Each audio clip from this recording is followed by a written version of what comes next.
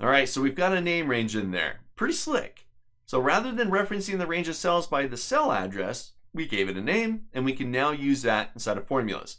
Now, what are some of the advantages of doing this over the standard column row reference, and what are some of the disadvantages of using this method here? So first off, what are some advantages? Why am I showing this to you here? Well, one of them is by giving it a range or even a single cell a name, we're offering some more context. We're giving it a definition. It's not just B5 through B9, but this is week 1. Somebody looks at a formula, they see week 1, we can know that, oh, this is referencing week 1 data, not some abstract column row reference. Now, another advantage is not only can we use this inside of formulas, and especially great inside of large sets of data. We're going to be taking a look at the VLOOKUP and HLOOKUP functions very shortly, in just a few videos from here, and this will become huge. We can use this to name a whole table of data, and then we can use that inside of the formula. So, pretty big advantage. Another one is we can actually use this to help us navigate to data. Take a look. If I'm off someplace else, even in a different, completely different worksheet, maybe I'm down here on the VLOOKUP worksheet, I can go back to the name box, remember top left corner of your screen, I can hit the little down arrow, and what do you got? Week 1. If I give that a click, it'll take me right there, right to that data.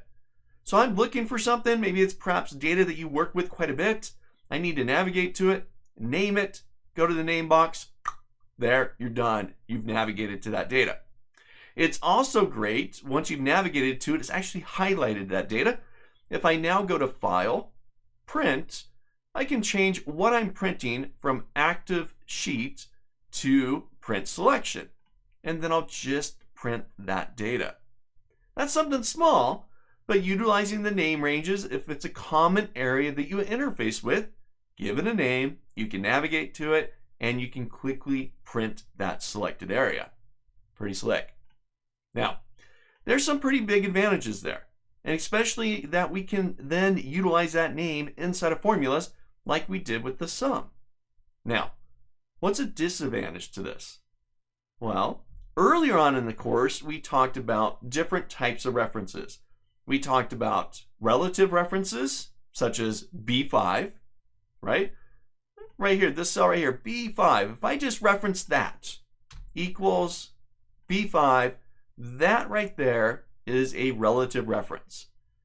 Now, the benefit to that relative reference that we talked about earlier was that I can then copy this formula to other columns or other rows, and it would update based on the new position, a relative reference.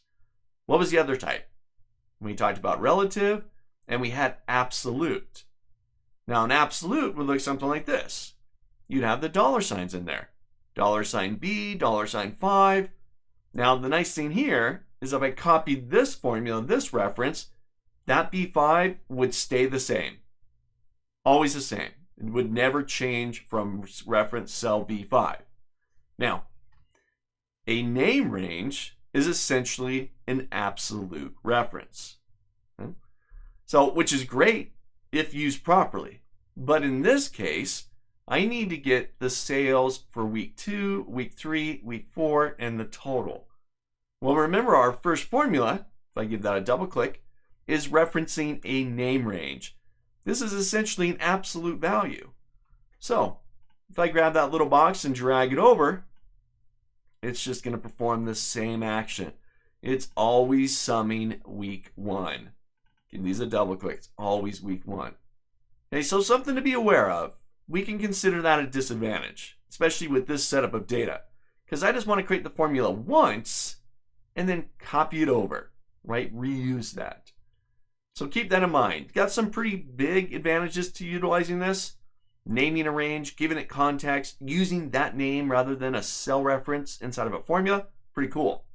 But if it's something that you plan on copying, such as this right here, perhaps it's not the best bet.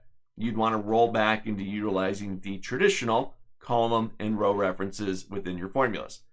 Now, you can try this out. Try the navigating, try the print selection. take a look at how you copy it, and it's just going to repeat week 1 over and over again. You got some advantages, disadvantages. Try it out, just get a feel for it. The next lecture, we're going to switch gears a little bit, but I want you to keep name ranges in your mind because we're going to use them, but we're going to learn about a new function called the if function, and we'll see how we can use it there. So first off, make sure you got a good grasp on name ranges, how you create them, where you can go to utilize them, whether it's an advantage or disadvantage, and then we'll take a look at some other options here. So take a look at name ranges.